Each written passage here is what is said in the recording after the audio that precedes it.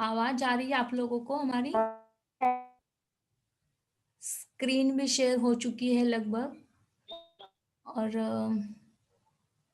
Screen पर क्या दिखाई दे रहा है आपको बताइएगा थोड़ा।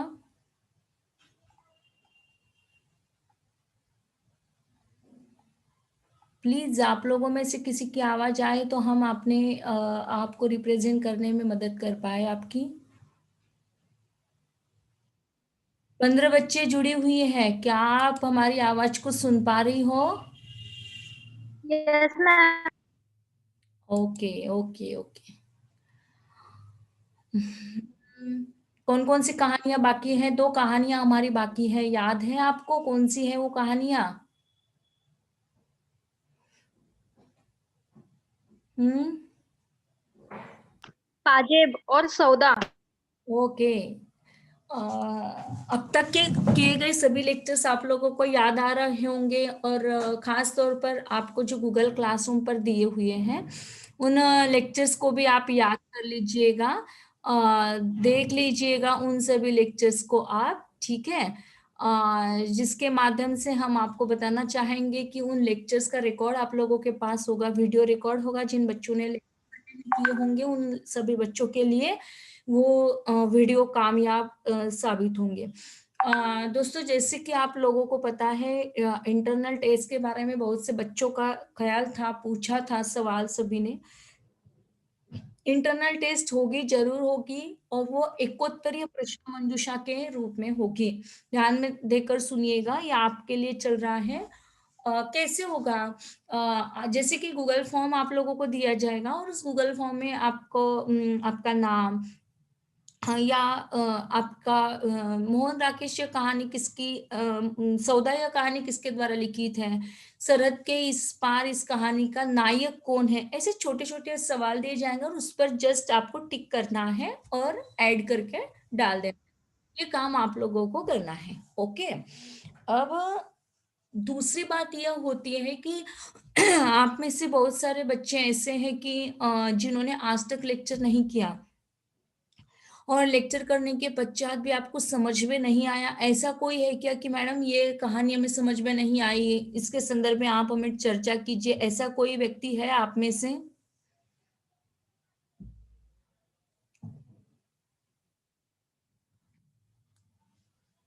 सभी लोगों को सब कुछ समझ में आ रहा है?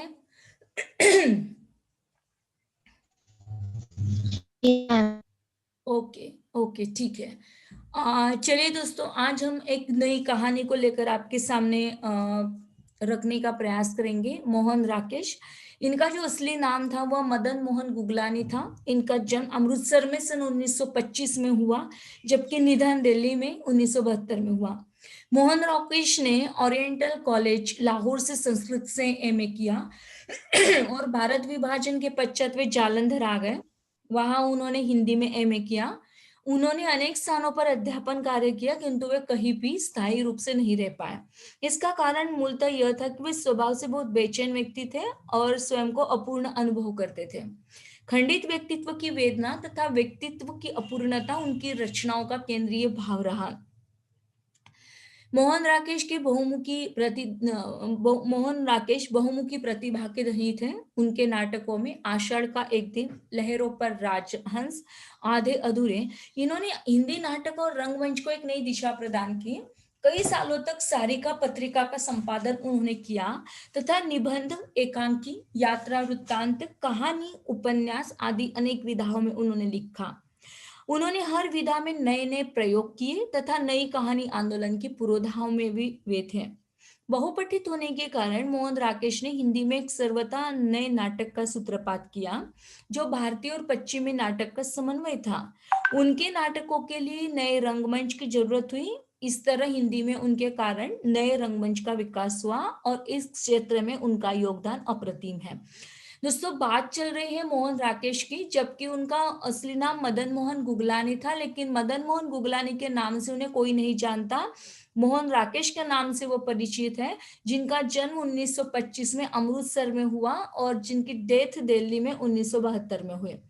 एक ओरिएंटल कॉलेज से उन्होंने लाहौर में था और संस्कृत से उन्होंने एमए किया और भारत विभाजन के पश्चात जैसे हम लोग देख चुके हैं कि भारत विभाजन हुआ और भारत विभाजन के पश्चात वो जालंधर आए और जालंधर से उन्होंने हिंदी में एमए किया। कई स्थानों पर अध्यापन कार्य किया, मतलब अध्यापन एक टीचिंग फील्ड में एकेडमिशियन बन के वो आए, लेकिन कहीं पर भी वो स्थायी रूप से नहीं रह पाए। यह उनका मूल स्वभाव हो सकता है कि वो बेचैन थे और अपने आप को अपूर्ण अनुभव करते थे, और जिस कारण उन्होंने अपनी रचनाओं का जो केंद्रीय भाव रहा वह उनकी व्यक्तिगत वेदना का और अपनी व्यक्तित्व की अपूर्णता का यह केंद्रीय भाव रहा। उन्होंने कई प्रकार के नाटकों को लिखने का प्रयास किया, जिसमें आषाढ़ का एक दिन, लहरों पर राजहंस, आधे अधूरे उनका बहुत ही फेमस नाटक है। कभी पढ़िएगा, आपको यदि समय मिलता है तो। अत्यंत सुंदर और सुगठित नाटक है आधे अधूरे। बहुत ही महत्वपूर्ण रचना है मोहन राकेश की। हिंदी नाटक की एक नई रंगमंच को नई दिशा प्रदान करने वाला यह नाटक है, पढ़िएगा जरूर।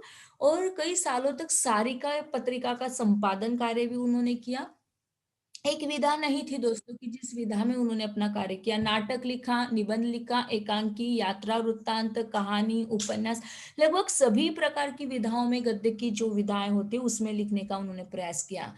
और इतना ही नहीं तो वो बहुपठित होने के कारण मोहन राकेश ने एक सर्वथा नए नाटक का सूत्रपात किया, जो भारतीय एवं पश्चिमी नाटक का समन्वय था।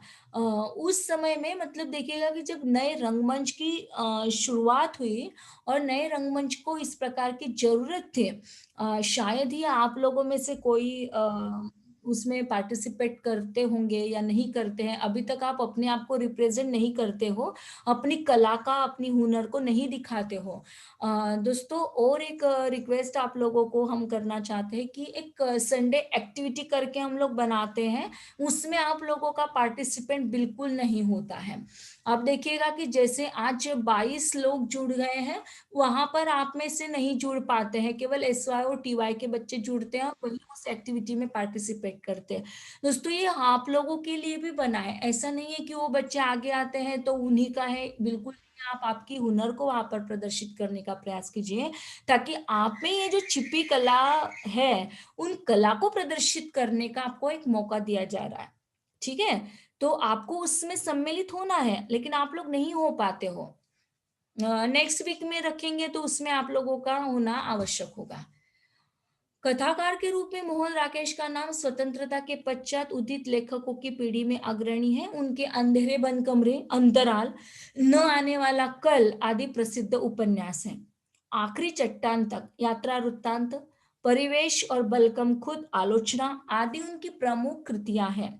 उनकी पहली कहानी दोराहा सन 1947 में प्रकाशित हुई और उसके बाद में निरंतर लेखन कार्य करते रहे, तथा इंसान के खंडहर, नए बादल, जानवर और जानवर, एक और जिंदगी, फौलाद का आकाश आदि उनके प्रमुख कहानी संकलन है। जैसा कि पहले कहा जा चुका है कि मोहन राकेश के साहित्य का केंद्रीय बिंदु खंडित व्यक्तित्व की पीड़ा है, जो उनकी कहानियों में भी ध्वनित होती है। उनकी कहानियों के अधिकांश पात्र अपने व्यक्तित्व के अधूरेपन की पीड़ा से व्यथित है।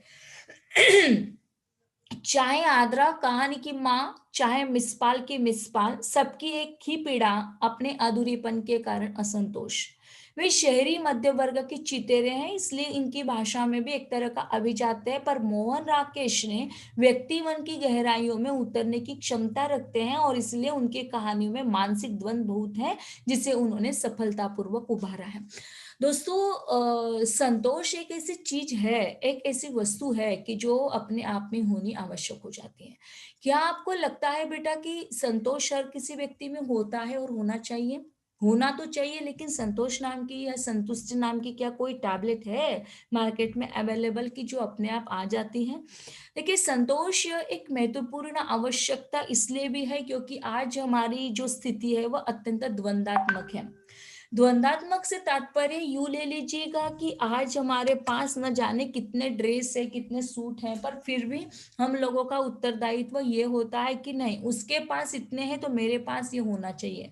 उसके पास बाइसिकल है, मेरे पास होनी चाहिए। बाइसिकल आ जाती तो फिर उसके पश्चात हम सोचते हैं कि उसके पास बाइक है तो मेरे पास भी होनी चाहिए। तो ये जो नई नई इच्छाएं हैं, ये हमारे संतोष को असंतोष में परिवर्तित कर देती हैं। और जब हमारी इच्छाओं की तृप्ति नहीं होती, तब हम दूसरों से ईर्ष्या करते हैं, क्रोध करते हैं और वही से स्ट्रेस का निर्माण होता है। दोस्तों, यहाँ पर जब हम मोहन राकेश के व्यक्तित्व की बात करते हैं, तो मोहन राकेश में एक ऐसी अपूर्ण व्यक्तित्व की बात झलकती है कि ऐसा अपूर्ण व्यक्तित्व केवल उनका नहीं है, बल्कि एक अपूर्ण व्यक्तित्व के रूप में आने वाली हर कहानी और उस कहानी की जो नायक या नायिका होता है, उसमें भी ये पीड़ा लगभग दिखाई देती है। ये जो पीड़ा है कि जिनमें अधूरापन है, जिसमें असंतोष है, संतुष्टि होती तो चल यार 10 रुपए ले ले, 10 चल ले लो, ले और आगे बढ़, ये होता। लेकिन ऐसा उनके पात्रों के बीच में नहीं मिल पाता। अब जैसे कि उन्होंने पहले ही बता दिया कि मिसपाल के मिसपाल हो या हो माँ, आर्द्रा कहानी की माँ हो, चाहे मिसपाल के मिसपाल, ये जो अधूरापन उनकी कहानियों में दिखाई देता है, या आधे अधूरे नाटक को पढ़ोगे तो पूरा नाटक यदि देखते हो तो उसमें अधूरापन दिखाई देता है। कोई भी व्यक्ति पूरा नहीं होता। तो जिस कारण ये जो सौदा कहानी है, तो सौदा कहानी लगभग एक ऐसे व्यापार को दर्शाते, इसे सौदे को दर्शाते हैं कि आखिरकार वह सौदा कर नहीं पाता, और क्या वह सौदा करता है तो क्या और कैसे वो सौदे को कर पाता है, क्या क्या लेता है और क्या क्या देता है। अ, एक ऐसी प्रतिनिधित्व कहानी है कि जो विडंबना को अंकित करती है। मतलब देखिएगा कि जब हम किसी जगह पर चले जाते हैं, मार्केट में जाते हैं, तो मार्केट में जाने के पश्चात हम किसी भी जगह पर सौदा करते हैं, चाहे मिर्च लेनी हो, चाहे आलू खरीदना हो, चाहे मार्केट में जाने के लिए हमें किसी ऑटो का सहारा लेना हो, या किसी का घोड़े पर बैठना हो, कोई भी किसी भी प्रकार के सौदे की बात करें, तो सौदा करते समय दोनों ने भी यह बातों को तय करना आवश्यक हो जाता है कि सौदा किस रूप में किया जा रहा है। आपको यदि 100 रुपए की चीज बता रहा है तो क्या आप 100 रुपए उसे दे दोगे? तो नहीं। तो 100 रुपए की चीज आप कितने रुपए में मांगने का प्रयास करोगे, मुझे बताओ तो। आपको यदि किसी ने बताया कि 100 रुपए किलो आलू है, तो आप कितने रुपए किलो मांगोगे उसे? 80 या 70। बिल्कुल, बिल्कुल सही बेटा। मतलब जो लगभग ऐसा है कि आपको भी यह ध्यान रखना है कि जिस बंदे ने बेच रहा है वो अपने पेट के लिए बेच रहा है ना? लेकिन जब आप 100 रुपए की चीज बोल रहे हो और आप उससे बोल रहे हो कि मुझे 10 रुपए में दे दो, तो क्या वो व्यक्ति आपको दे देगा?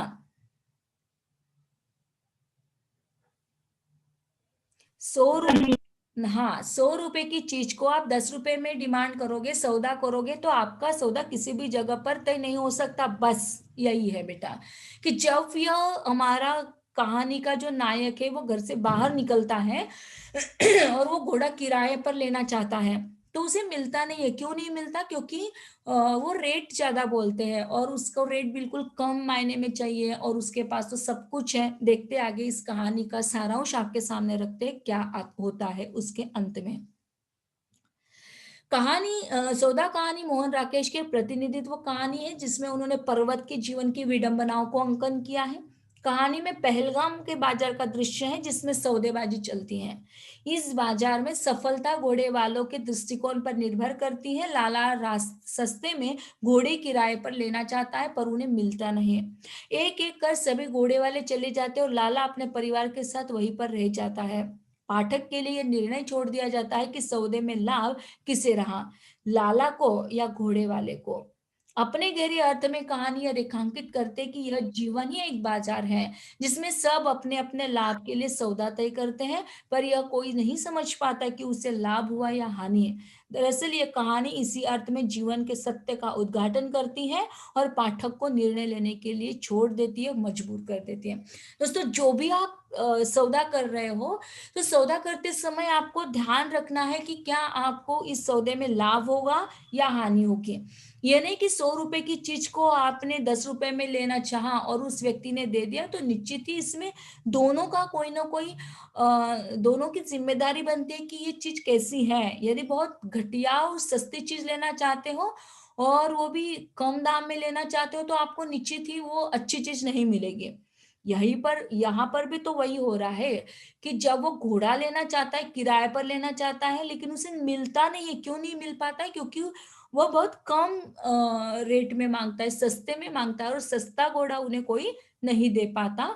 और अब हम लोग चलते हैं पहलगाम के बाजार में। यहाँ पर ये सौदेबाजी चल रही है। आपको इस कहानी का कथा वस्तु लगभग शायद समझ में आ गए होगी, अभी प्रास्ताविक क्लियर हो गया होगा, यहाँ तक समझ में आ गया हो। आपकी इच्छा हो, आपकी आज्ञा हो तो हम लोग अब सीधे अपनी कहानी को स्टार्ट करते हैं। आप लोग बता दीजिएगा एस या नो, आगे बढ़ना है, आपकी आज्ञा हो तो बढ़े। यस। आगे बढ़ना है। Yes ma'am. Very good, very good. चलिए, सौदा चल रहा है। दिन के 9 बज रहे थे, अभी भी लगभग 9 बज गए हैं, 9:30 बज गए हैं। रोज की तरह पहलगाम के बाजार में चहल पहल आरंभ हो गई थी। लोग नाश्ते के बाद अपने अपने होटलों और टेंटों से तैयार होकर आ रहे थे। कई पार्टियां बाजार के एक सिरे से दूसरे सिरे तक चहलकदमी करते दिखाई देने लगी थी। दोस्तों, हम यहाँ पर नहीं रुकेंगे अभी, अब हम लोग सीधे चलेंगे। कहाँ जाना है, किस बाजार में जाना है? कौन सी बाजार में जाना है आज आपको? पहलगाम के वेरी गुड, पहलगाम के बाजार में हम सभी को जाना है। दिन के 9 बज रहे हैं और रोज की तरह पहलगाम के बाजार में चहल पहल हो रही है। और उस बाजार में नाश्ता के पश्चात जब लोग नाश्ता करते हैं तो अपने अपने होटलों से और टेंटों को तैयार कर रहे थे। कई पार्टियां बाजार के एक सिरे से दूसरे सिरे तक चहलकदमी करती दिखाई दे रही थी। मतलब क्या कि ये पूरे बाजार का वातावरण है। अब बाजार में कौन कौन सी चीजें घटती है, होटल होते हैं, टेंटो होते हैं, कई पार्टियां होती हैं, और बाजार में आने जाने वाले लोग होते हैं। अल्सेशियन कुत्ते को लेकर घूमती हुई चेकोस्लोवाकिया की भद्र महिला से लेकर सांस फ्रांसिस्को के तरुण दंपत्ति तक, सिंधी डॉक्टर की लड़कियों से लेकर तिरुचिन्नापल्ली के विद्यार्थियों तक, हर एक का चलने का अंदाज कुछ ऐसा था जैसे वह दिग्विजय करने के लिए आया हो। देखिए, आप बाजार में जा रहे हैं भाई, तो बाजार में एक व्यक्ति तो आपको मिलेगा नहीं। बाजार में अल्सेशियन कुत्ते को लेकर घूमने वाली एक भद्र महिला भी है, एक तरुण दाम्पत्य भी है जिसमें पति है, पत्नी है, उसका बेटा है, बेटी है, और सिंधी डॉक्टर की लड़कियां भी वहां से चल रही है, और विद्यार्थिनी भी, मतलब जैसे आपके जैसे छात्राएं भी वहां पर चल रही है। लेकिन हर एक का चलने का अंदाज अलग अलग है। क्योंकि देखिएगा कि हर एक व्यक्ति अपने ढंग से चलता है। जिनको जल्दी है चलने की वो धीरे धीरे नहीं चलता, और जो घूमने के लिए आ रही है वो भागते हुए नहीं जाएंगे, है ना? क्लियर हो रहा है? तो हर एक का चलने का अंदाजा कुछ और था, और उस अंदाज से वो लोग अपना अपना कार्य करते हुए चल रहे थे। कुछ सुंदर छरहरे शरीर, 2-4 याद रहने वाले चेहरे, कई एक अच्छी मुस्कुराहट या चूप जाने वाली मुद्रा, वरना केवल वस्त्र, काले चश्मे और कैमरे। भाई, बाजार में जा रहे हो, मार्केट में जा रहे हो, तो केवल आपको सुंदर शरीर नहीं दिखाई देगा, अच्छे चेहरे नहीं दिखाई देगी, अच्छी मुस्कुराहट ही नहीं दिखाई देगी, बल्कि कई ऐसी चुप जाने वाली मुद्राएं भी होती है। ये चुप जाने वाली मुद्रा मतलब क्या? ये शब्द कुछ जज नहीं रहा है, ये शब्द कुछ समझ में नहीं आ रहा है। आप में से कोई हो जो बता पाए इस अर्थ शब्द को? कोई सुंदर वस्तु या व्यक्ति जो हमें आकर्षित कर ले। चुप जाने वाली मुद्रा। उन्होंने पहले बता दिया कुछ सुंदर है, कुछ ऐसा छरहरा शरीर है, और ऐसे भी चेहरे हैं 2-4 जो याद रह सकते हैं, और कहीं एक अच्छी मुस्कुराहट भी है जिसे उस मुस्कुराहट को हम याद कर सकते हैं, और कहीं पर चूप जाने वाली मुद्रा भी है। मतलब क्या है? जिन लोगों को हम पसंद नहीं करते वो। बिल्कुल सही बात। ऐसे चुप जाते हैं कि कई बार यार ऐसा होता है कि ये चेहरा क्यों सामने आ जाता है ना? मतलब मार्केट में चले जाते हैं, बस में चले जाते हैं, होता है दोस्तों ऐसा कि कई बार हम उनको लाइक नहीं करते हैं और वो बंदा हमारे सामने आ जाता है, तो एक दिल को चुभन हो जाती है कि यार ये फिर से आ गया। होता है ना ऐसा? कई लोग ऐसे होते हैं कि जिसे हम लाइक नहीं करते हैं, जिसको हम देखना पसंद नहीं करते, लेकिन ऐसे व्यक्ति हमारे जीवन में आ जाते हैं। तो ऐसे चुप जाने वाली मुद्रा भी वहां पर है। वरना केवल वस्त्र, मतलब ये भी बातें हैं कि केवल वस्त्र दिखाई देते हैं, काला चश्मा है, कैमरा है, और 2-1 ऐसे भी चेहरे दिखाई देते हैं जिनकी बदसूरती को शायद घंटों की मेहनत से निखारा गया था। मतलब ऐसे भी कई चेहरे होते हैं कि जो दिखने में अच्छे नहीं लगते हैं, बदसूरत होते हैं, लेकिन पार्लर में जाकर हम कई घंटों तक मेहनत करते हैं उस चेहरे पर और उस चेहरे को निखारने का प्रयास करते हैं। ऐसे भी बदसूरत चेहरे में उस पहलगाम के बाजार में दिखाई देते हैं। दो प्रौढ़ व्यक्ति मतलब दो हमारे पापा के एज के व्यक्ति अपने तरुण मित्रों के समुदाय में खड़े होकर शोर मचाते हुए लोगों को अपने युवा होने के प्रमाण देने की चेष्टा कर रहे थे। और इस वातावरण में घिरा हुआ एक व्यक्ति जिसकी वेशभूषा से प्रकट होता था कि वह अमृतसर का लाला है, अपनी पत्नी और बच्चों के साथ एक और खड़ा था। देखिएगा कि जब वह दो प्रौढ़ व्यक्ति हैं, मतलब वो अपने पापा के एज के हैं और तरुण मित्रों का समुदाय है, मतलब जैसे कि आपके एज के जो बच्चे हैं उन मित्रों के समुदाय में वो खड़े होते हुए शोर मचा रहा है और अपने आप को वो युवा दिखाने का प्रमाण दे रहे हैं। ऐसा होता है कई बार कि वो तन से तो बूढ़े होते हैं लेकिन मन से जवान होते हैं और वो अपना उत्तरदायित्व निभाने का प्रयास करते हैं। और ऐसे जगह पर उस वातावरण में घिरा हुआ एक व्यक्ति है जिसकी वेशभूषा से प्रकट हो रहा है कि वह अमृतसर का लाला है, अपनी पत्नी और बच्चों के साथ एक और खड़ा हुआ है और बहुत सवार कर चाकू से एक सेब के टुकड़े काट रहा था और उनके हाथ में देता जा रहा था। उन लोगों के पास एक दरी है, एक सेबों की टोकरी है और एक रोटी का डिब्बा भी रखा था।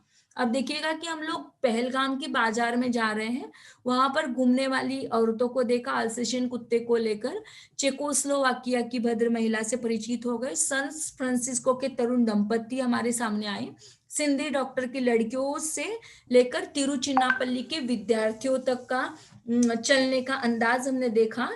कुछ सुंदर चरहरे शरीर और उसमें से दो चारों को याद कर लिए।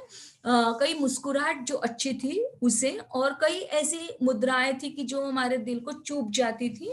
अदरवाइज इनमें ऐसे भी लोग मौजूद थे कि जो केवल वस्त्र पहने थे, काले चश्मे और उनके कैमरे को हमने देखा। और ऐसे चेहरे भी थे जिनकी बदसूरती थी, मतलब वो खूबसूरत नहीं थे पर फिर भी उनको कई घंटों की मेहनत से निखारा गया था। इनमें ऐसे दो प्रौढ़ व्यक्ति थे जो अपने आप को युवा समझते थे और उसका प्रमाण देने का प्रयास कर रहे थे। और ऐसे वातावरण में घिरा वो व्यक्ति, उसकी जो वेशभूषा थी, उसकी वेशभूषा से स्पष्ट प्रकट होता था कि वो अमृतसर का लाला है और अपनी पत्नी और बच्चों के साथ एक और वह खड़ा था। और वो क्या कार्य कर रहा था, तो उसने बहुत सवार कर उस चाकू से एक एक सेब के टुकड़े काट रहा था और अपने बच्चों के और अपनी पत्नी के हाथों में वो देता जा रहा था। और उनके पास में क्या था, आपको एक उत्तरीय प्रश्न मंजूषा में सवाल ऐसा पूछा जा सकता है बेटा कि उस अमृतसर के लाला के पास और कौन कौन सी चीजें थी, वो क्या काम कर रहा था, तो वह सेब के टुकड़ों को काट रहा था, अपने बच्चों के हाथों में दे रहा था, और उन लोगों के पास एक दरी थी, एक सेबों की टोकरी थी और एक रोटी का डिब्बा रखा था। यहाँ तक क्लियर हो गया आपको? मैम दरी मीन्स नीचे बिछाने वाली दरी, जिसे मराठी में चटाई कहा जाता है। कपड़े की जो दरी होती है उसे दरी कहा जाता है। और कोई सवाल? यहाँ तक समझ में आ गया हो, आपकी इच्छा हो आगे बढ़े।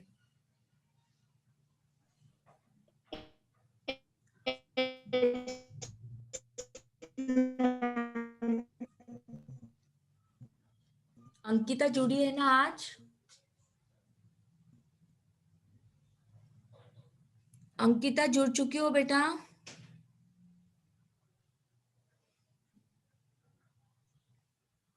अंकिता की आवाज नहीं आती है क्योंकि उसकी आवाज, ओके ओके है, चैट बॉक्स में वो बेचारी डाल देती है। ओके गुड बेटा गुड, क्लियर हो रहा होगा आपको। तो देखिए इस प्रकार से हम लोग अपनी अब पहलगाम के बाजार से आगे बढ़ रहे हैं। Okay okay okay good.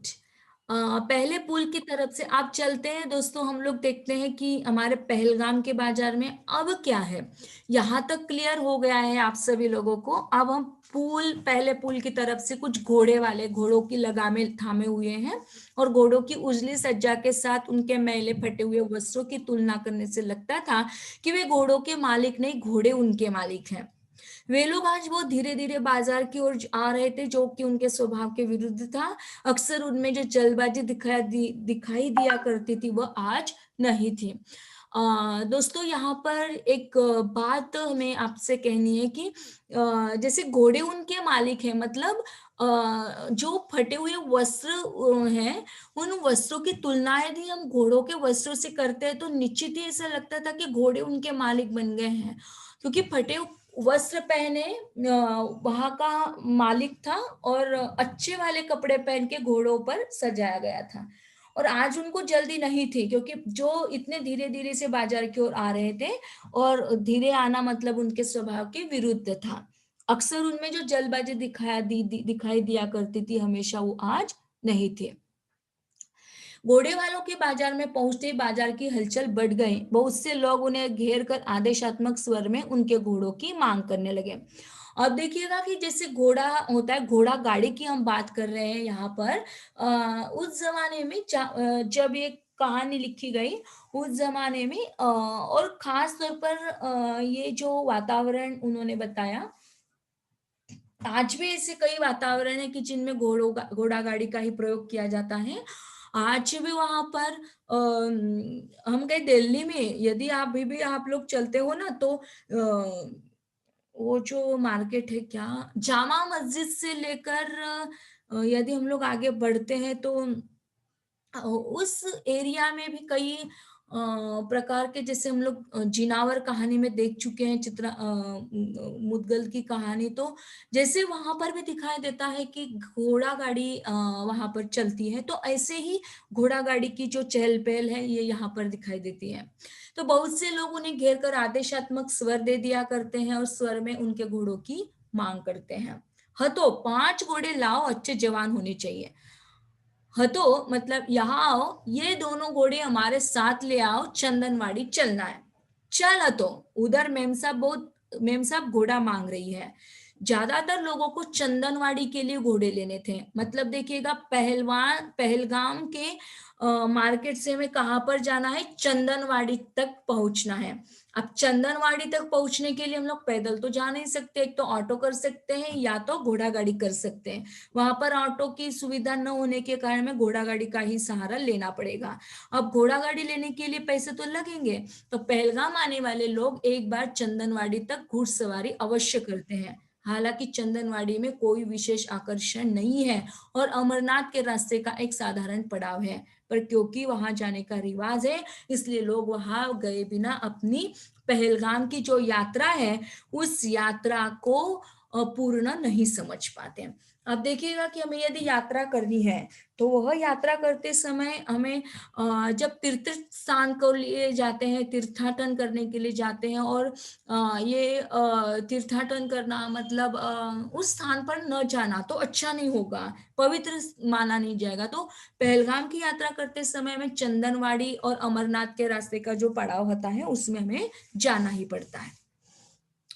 अब वो जो लाला है, जो अपने बच्चों को सेब का टुकड़ा दे रहा है, वो खुद भी खा रहा है और सेब के टुकड़े को चबाते हुए एक घोड़े वाले को आदेश दिया, 3 घोड़े इधर लाना भाई, अच्छे बढ़िया घोड़े हो। अब 3 घोड़े मांग रहा है, क्योंकि घोड़े पर बैठकर हमें जाना है। तो घोड़े वाले ने उत्तर में उपेक्षा दिखलाई और कहा, 3 घोड़ों के 12 रुपए लगेंगे। सब घोड़े 3-3 रुपए में जाते हैं। लाला ने जरा झिड़कते हुए कहा, हम आज पहली बार नहीं जा रहे हैं। अब देखिएगा कि 3 घोड़े के 12 रुपए लग रहे हैं, मतलब कितने रुपए का एक घोड़ा मिला, कितने रुपए बोल रहा है वो, 4 रुपए। 4 रुपए। लेकिन यहाँ पर क्या बोल रहा है लाला, 3 रुपए, मतलब 1 रुपए की बात है ना। 1 रुपए से झगड़ा कर रहा है। चलते आगे कि अब वो और कितने रुपए की मांग करता है। एक छोटा सा झूठ उसकी व्यवहार बुद्धि ने उसमें बुलवा लिया। मतलब वो हमेशा थोड़ी आता है, वो तो पहली बार जा रहा था, लेकिन उसने तुरंत झिड़का कर क्या कह दिया कि सब घोड़े तो 3 रुपए में मिलते हैं, तुम क्यों 4 रुपए बोल रहे हो? तो एक छोटा सा झूठ उसने बोल दिया। कुछ देर पहले जिस तरह व्यक्ति से चंदनवाड़ी के संबंध में वो पूछ रहा था, उससे स्पष्ट था कि वो पहलगाम में अपने जीवन में पहली बार आया है और शायद पिछले शाम को ही वो आया है। उसी व्यक्ति से उसे पता चला कि घोड़े वाले चंदनवाड़ी के 3-3 रुपए लेते हैं। मतलब उसने क्या किया, पहले ही उसे पूछ लिया किसी से कि पहलगाम से चंदनवाड़ी जाने के लिए। ऐसा ही तो करते हैं ना हम भी, कि नई जगह पर जाते हैं तो नई जगह पर चलते ही हम लोग पहले तो यकीन कर लेते हैं कि कितने रुपए कौन लेगा, इसका यहाँ तक जाने का समय कितना लगेगा, कौन कौन से रास्ते बीच में आएंगे, कौन कौन से गांव बीच में आएंगे, और फिर उस कौन सा गांव पहले आएगा, उसके बाद में हमारी चंदनवाड़ी आएगी। तो ऐसे ही उसने पूछताछ कर ली और उसने किसी ने बता दिया कि चंदनवाड़ी के 3-3 रुपए लेते हैं। 4 रुपए सरकारी रेट। अब देखिएगा कि सौदा चल रहा है। अब सौदा करते समय 2 व्यक्ति होने चाहिए, एक तो लेने वाला होना चाहिए और एक तो बेचने वाला होना चाहिए। अब वो कहता है कि 3-3 रुपए लगते हैं भाई, तो वो कहता है कि 4 रुपए तो सरकारी रेट है। घोड़े वाले ने घोड़े की जी ठीक करते हुए पहले के से ही स्वर में कहा, 4 रुपए से कम में आज कोई नहीं जाएगा, तू जा, अभी 50 मिल जाएंगे। लाला ने स्वर में तिरस्कार लाकर कहा और दूसरे घोड़े वाले को आवाज दी। अब पहला घोड़े वाला आया, उसने 3 रुपए की बात की। अब हम लोग चलते हैं दूसरे घोड़े वाले के पास कि वो क्या बोलता है। परंतु सब घोड़े वाले उस दिन 4-4 रुपए ही मांग रहे थे और लोग भी उनसे इसी बात पर झगड़ रहे थे। वे ही घोड़े वाले जो रोज 3-3 रुपए में चलने के लिए लोगों की मिन्नत किया करते थे, कई बार 2-2 रुपए में भी चलने को तैयार हो जाते थे। आज सीधे मुंह बात नहीं कर रहे थे, लोग कह रहे थे कि उन्होंने स्वयं ही आज घोड़े वालों के दिमाग आसमान पर चढ़ाए हैं। घोड़े वाले उन्हें जरूरतमंद समझकर नखरा दिखा रहे हैं और वे सब अगर निश्चय कर ले कोई घोड़ा नहीं लेगा तो अभी घोड़े वाले उनकी खुशामद करेंगे और 2-2 रुपए में चलने को तैयार हो जाएंगे। अभी तक तो 3 रुपए की बात चल रही थी, अब 2 रुपए पर वो आ गया। आज क्या बात है, किसी ने पूछा। कुछ बात नहीं, एक घोड़े वाले ने उत्तर दिया, 4 रुपए सरकारी रेट है। पहले भी तो सरकारी रेट 4 रुपए था, फिर क्यों 3 रुपए लेते थे? प्रश्नकर्ता ने प्रश्न पूछा। यह तो मर्जी की बात है साहब, एक तरुण घोड़े वाले ने उत्तर दिया। पहले मर्जी थी लेते थे, आज मर्जी नहीं है नहीं लेते। मतलब ये तो है कि मर्जी पर भी चलता है कि आज भी कई ऑटो वाले 10 रुपए भी लेते हैं यहाँ से आते हुए, कहाँ से, बस स्टैंड से आते हुए। कई लोग बोलते हैं कि नहीं मैडम जी रेट बढ़ गया, वैश्विक महामारी आ गई जिस कारण हमें हमारा रेट बढ़ाना पड़ रहा है, ऐसा वैसा, तो 15 रुपए भी ले लेते हैं। तो देखिएगा कि जैसे जो कार्य चलता है उस हिसाब से यदि हम लोग चले तो बहुत अच्छा होगा। लेकिन बहुत कम डिमांड चल रही है और जो अत्यावश्यक है तो उस काम को आपको प्रायोरिटी किसे देनी है आप लोगों पर डिपेंड करता है। ठीक है, तो जैसे मर्जी की बात भी चलती कि उसकी मर्जी थी कि 3 रुपए या 4 रुपए सरकारी रेट होने के बाद भी 3 ही रुपए लेते थे, तो ये तो अपनी मर्जी की बात होती है साहब। आज मर्जी नहीं है तो हमने नहीं लिया, ऐसा उन घोड़े वाले ने कहलवा दिया। पर धीरे धीरे इधर उधर की चिमगोइयों से लोगों को पता चल गया कि कल किसी बाबू ने एक घोड़े वाले को इस बात पर पीट दिया था कि वह उसे चंदनवाड़ी के 3 की बजाय 4 रुपए मांग रहा था। इसलिए सब घोड़े वाले ने निश्चय किया कि वे आज से 4 रुपए से कम में चंदनवाड़ी नहीं जाएंगे। अपने मैले परिधानों के बावजूद आज से वे गर्व अनुभव कर रहे थे और उनके रेखांकित चेहरों का उल्लास व्यक्त करती हुई उनकी मैली दंत पंक्तियां बार बार दिखाई दे जाती थी। देखिएगा कि जैसे हमने आपको पहले ही बता दिया कि घोड़े वाले स्वयं खुद मालिक होने के पश्चात भी ऐसा लगता है कि घोड़ा ही मालिक है और यह उनके नौकर हैं घोड़ों के, क्योंकि वो मैले कपड़े पहने हुए हैं। आज उनके पास इतने पैसे नहीं है दोस्तों कि आज वो अपने आप को बहुत अच्छे कपड़े पहने, अच्छे परिधान करें, और फिर भी वह उनका रेखांकित चेहरा आज उल्लास से भर गया है। इसलिए भी उल्लास से भर गया है क्योंकि आज उनको 3 नहीं बल्कि 4 रुपए चंदनवाड़ी के मिलने वाले हैं। यहाँ तक क्लियर हुआ बेटा आप सभी को? जी मैम। आगे बढ़ना है, आपकी इच्छा है? ओके, थोड़ी देर इंतजार करो जी। गुड गुड गुड, आपको क्लियर हो रहा है? Yes ma'am. ओके, थोड़ी देर इंतजार करो जी, ये लोग अभी रास्ते पर आएंगे, लाला ने अब बढ़कर आगे आते हुए कहा। आज हम इन्हें 4-4 रुपए देंगे तो कल ये लोगों से 5-5 रुपए मांगेंगे, जो जायज है वह देना चाहिए, इन्हें जाने दीजिए, अभी और घोड़े वाले आ जाएंगे। अब देखिएगा कि जैसे हमारा जो लाला है, वह लाला पहले तो 3 रुपए बोल रहा था, उसे उसने मना कर दिया। अब ये तो 4 रुपए पर उन्होंने ठान लिया कि 4 रुपए ही लेंगे, अदरवाइज हम नहीं जाएंगे। तो खालसा होटल का जो नौकर आवाज दे रहा था, होटल में 18 घोड़े। अब देखिएगा कि अब तो जिनको जाना है भाई जल्दी है, वो तो पैसे दे देगा। अब ऐसा ही हुआ, खालसा होटल का एक नौकर आया और उसने आवाज दी और होटल में 18 घोड़े चाहिए, और घोड़े वाले खालसा होटल की तरफ चल दिए। इस पर कुछ लोगों ने परिस्थिति से तुरंत समझौता कर लिया और 4 रुपए देने पर अपना घोड़ा ठहरा लिया। लाला और कुछ अन्य लोगों ने असंतोष प्रकट किया कि वे लोग खामख्वाह घबराकर अपने को घोड़े वालों के सामने हीन कर रहे हैं, पर जिन्होंने घोड़े ले लिए थे वे चुपचाप उन पर सवार हुए और चल दिए। लाला के साथ केवल तिरुचिनापल्ली के विद्यार्थी और एक बंगाली परिवार रह गया। लाला कुछ देर उन्हें अपना दृष्टिकोण समझाता रहा, फिर अपने परिवार के पास आ गया। देखिए कि ऐसा भी होता है बेटा कई बार कि 4 रुपए में पहले तो 3 रुपए बोलता था, अब तो 4 रुपए ठहरा लिया, क्योंकि एक तो संतोष, वो हमने बता दिया कि संतोष एक ऐसी वस्तु है, संतोष एक ऐसा उपादान है कि यदि हमारे भीतर वो संतोष नहीं होता है तो हम कुछ विवेकपूर्ण निर्णय नहीं ले सकते, इसलिए संतोष का होना अत्यंत आवश्यक होता है। अब जब लाला और उसके अन्य लोगों के साथ असंतोष प्रकट किया जाता है तो वो तो काम को घबरा जाता है, क्योंकि बाकी के जो लोग हैं वह अपने आप को उन घोड़े वालों के सामने हीन समझने लगते हैं। जिन्होंने घोड़े ले लिए वे चुपचाप उन पर सवार हो गए, लेकिन लाला के साथ अब जुड़े तिरुचिन्नापल्ली के कुछ विद्यार्थी और बंगाली परिवार, अब ये जो बंगाली परिवार उनके साथ जुड़ा है वो उन्हें कंटिन्यूअसली समझाता रहा कि मेरा उत्तरदायित्व क्या है और मुझे क्या करना चाहिए। क्योंकि उस स्थान पर काफी बकझक हो चुकी थी और इसलिए वो अपनी पत्नी और बच्चों के साथ लिए पुल की दिशा में चल।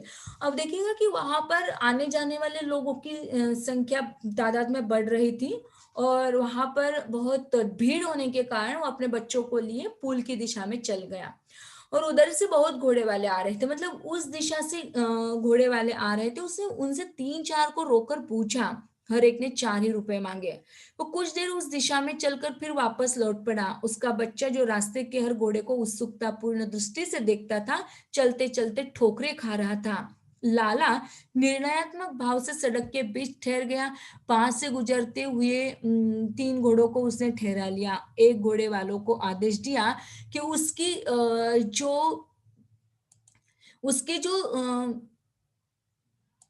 स्क्रीन दिखाई नहीं दे रही है। हेलो, इसमें दिखाई दे रही मैं। ओके। अंकित, आपका कुछ प्रॉब्लम होगा बेटा, स्क्रीन नहीं दिखाई दे रही है, आप ही की ओर से प्रॉब्लम होगा, हमारी ओर से कोई प्रॉब्लम नहीं है, बाकी के बच्चों को दिखाई दे रही है। तो उसने क्या किया, उन 3 घोड़ों को ठहरा लिया और एक घोड़े वाले को आदेश दिया कि अपनी धर्मपत्नी को घोड़े पर बैठने में सहायता दे। दूसरे घोड़े